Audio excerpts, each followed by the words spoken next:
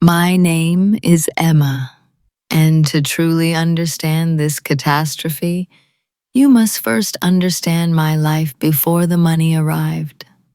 I'm 35, and for over 10 years, the library was my sanctuary. I was a quiet woman content with the smell of old paper, and my greatest aspiration was simple: to restore a crumbling municipal building and turn it into a free community library for the children who couldn't afford books. I was saving diligently, but $850,000 was a fantasy. Then there was Sarah. My younger sister was magnetic, beautiful, and utterly ruthless. She saw the world as a tool to serve her needs. While I was thrifty, Sarah was devoted to consumption.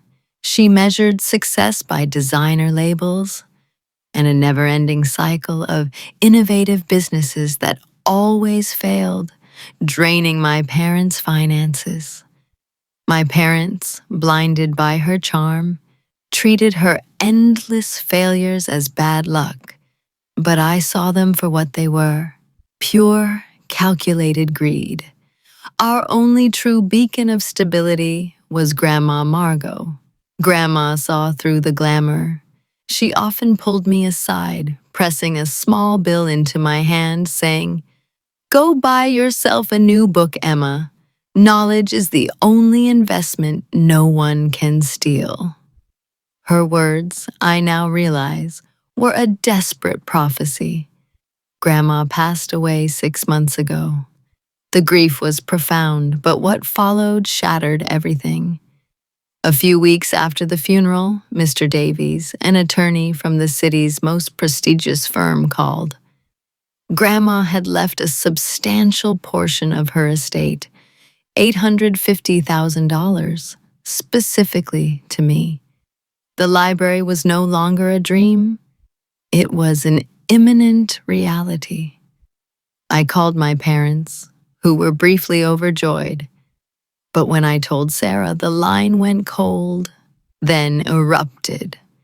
"Sarah, $850,000. I need exactly $200,000 for my boutique, Emma.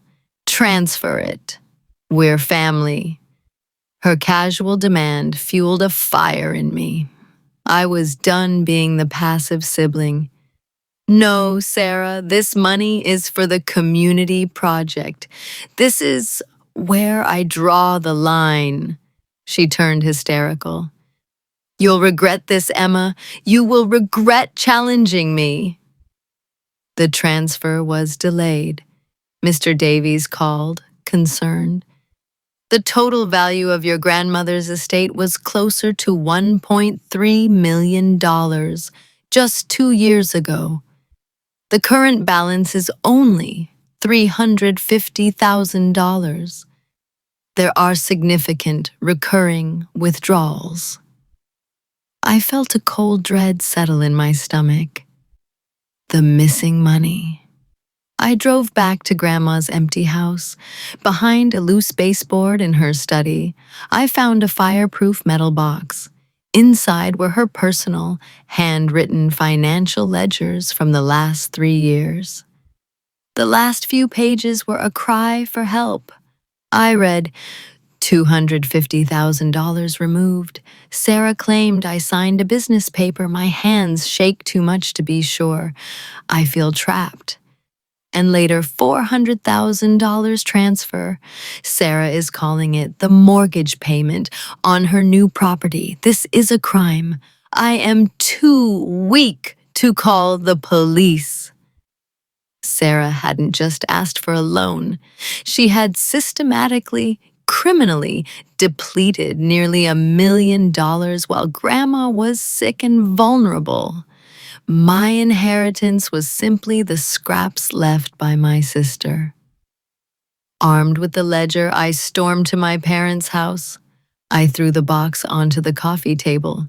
"You knew about the $950,000. You knew she stole it." My father's face went white with fear, not for Grandma, but for Sarah. My mother immediately began to sob. Mother, she's your only sister. If you press charges, she will go to prison. Lie for your family, Emma. That was the breaking point. They weren't horrified by the crime. They were horrified by the exposure. I loved Grandma more than any of you did. You are not asking me to be loyal. You are asking me to be an accomplice to a felony. I am not doing it. I drove straight to Sarah's luxury home, the home she bought with my grandmother's suffering. Sarah, I said, my voice cold and steady. I have the ledgers. You stole from Grandma. She tried to threaten me, but I was done. I contacted Mr. Davies. I am pressing full criminal charges against Sarah Hayes for forgery, fraud, and grand larceny. I have the evidence. The legal battle became a town spectacle. Sarah hired the best defense team, who immediately launched a brutal character assassination against me, painting me as the bitter, jealous sister. My parents sat behind Sarah every day, their faces a wall of ice, glaring at me, the villain. When the handwriting expert confirmed Sarah's forged signature and the prosecutor presented Grandma's ledgers, the defense crumbled. The verdict returned guilty. Sarah's reaction was terrifying. She looked straight at me and screamed my name, a guttural sound I can still hear in my sleep. Sarah, you betch! I hope you choke on that money. You destroyed me. She was sentenced to time in prison and ordered to repay the full stolen amount. After the sentence, my mother cornered me, her face contorted with hatred. Mother, you have destroyed us. You destroyed your family. You are dead to us. You will never be welcome at our table again. I looked at them, my heart a stone. I chose justice for Grandma. You chose a thief. I turned and walked away. I won. I recovered the full inheritance and opened the Margot Hayes Community Library. It is beautiful, filled with light, laughter, and possibilities. I am financially free, and I achieved my life's purpose. But when I sit in the quiet of my library, surrounded by the books I love, I am utterly alone. I have no parents. I have no sister. Grandma Margot's last act was not just a gift of money. It was a crucible that revealed the rot at the heart of my family. I passed the test of integrity, but I failed the test of preserving the family unit. The $850,000 inheritance was the easiest thing I ever earned. The hardest was dealing with the price of that justice, the silence of my own phone, the emptiness of the holidays, and the heavy realization that to live truthfully, I had to completely cut off the people who were supposed to love me most. That is the price of integrity, and it is a lonely, cold price to pay.